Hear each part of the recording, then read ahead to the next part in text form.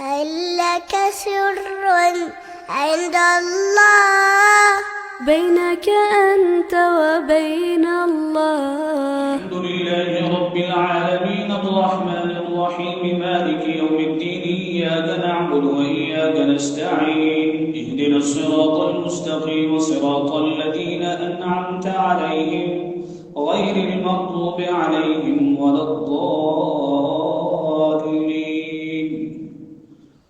والله فضل بعضكم على بعض في الرزق فما الذين فضلوا براد رزقهم على ما ملكت أيمانهم فهم فيه سواء أفبنعمة الله يجحدون.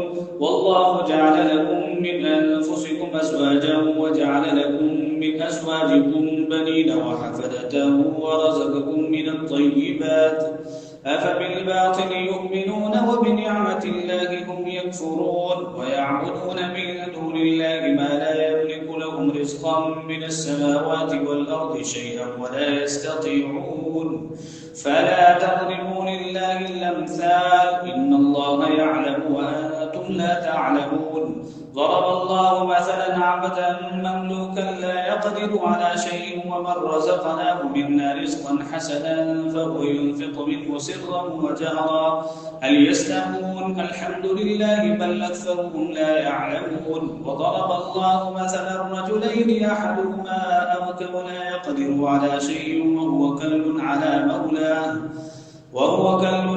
مولاه أينما يوجهه لا يأتي بخير هل يستوي هو ومن يأمر بالعدل وهو على صراط مستقيم.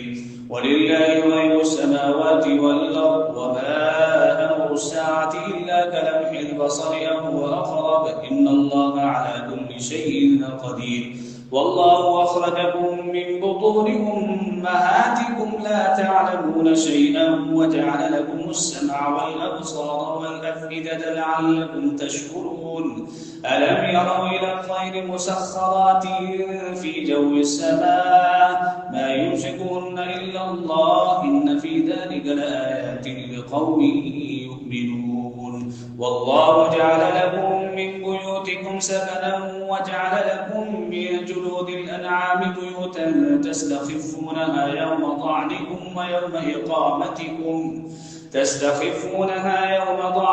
ويوم إقامتكم ومن أصوافها وأوبارها وأشعارها أثاثا ومتاعا إلى حين.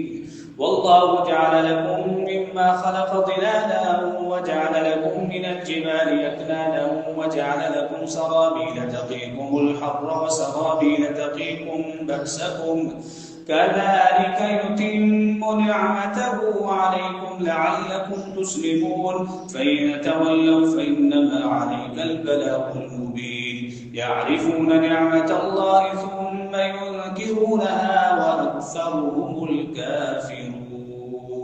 الله أكبر. الحمد لله رب العالمين الرحمن الرحيم مالك يوم الدين إياك نعبد وإياك نستعين اهدنا الصراط المستقيم صراط الذين أنعمت عليهم غير المغضوب عليهم ولا الضالين.